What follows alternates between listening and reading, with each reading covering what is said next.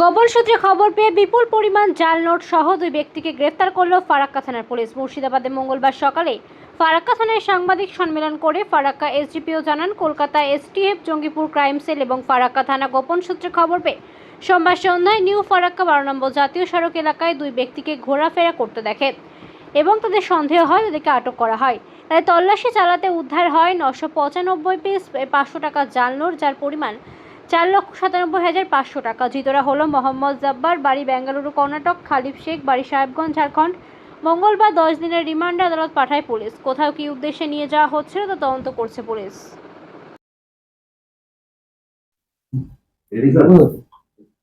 গতকাল সন্ধ্যাবেলায় আমাদের কাছে একটা ইনফরমেশন আছে, Kolkata police STF, Jangipur crime sell এবং ফারাক্কা পিএস এর কাছে ইনফরমেশনটা আসে। তো আমরা সেই মতো রাতের দিকে, রাত 9টার দিকে দুজনকে ডিটেন করি।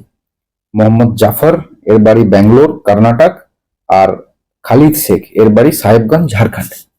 তো এদের কাছ থেকে 995টা ফেক 500 টাকার নোট পাওয়া যায়, যার মূল্য 4,97,500 টাকা। এই পরিমাণ ফেক কারেন্সি তাদের কাছ থেকে পাওয়া যায়। আমরা তাদেরকে অ্যারেস্ট করি এবং আজকে তাদেরকে কোর্টে ফরওয়ার্ড করব 10 দিনের পিসিপিআর সহ। এটা কোথা থেকে নিয়ে আসছিল জানা গেছে? এটা মালদা সাইড থেকে আসছিল, আমরা এখানে ইন্টারসেপ্ট করি তাদেরকে। এরপরে নেক্সট আমরা তদন্ত করে দেখছি এটা অরিজিনালি কোথা থেকে এরা নিয়েছিল, কার কাছ থেকে নিয়েছিল, সেগুলো আমরা তদন্ত করছি। কোথায় করেছিল? কালকে আমরা নিউ ফারাক্কা মোড়ে। ওরা কি গাড়িতে করে আসলো না হেঁটে যাচ্ছে? একটা অটো করে আসছিল। কোথায় নিয়ে যেতে স্যার জানেন? এখনো যেটা পেয়েছি, ব্যাঙ্গালোর থেকে যিনি এসছেন ইনি ব্যাঙ্গালোরে নিয়ে যাচ্ছিলেন এটা। ব্যাঙ্গালোর নিয়ে যাচ্ছে? হ্যাঁ।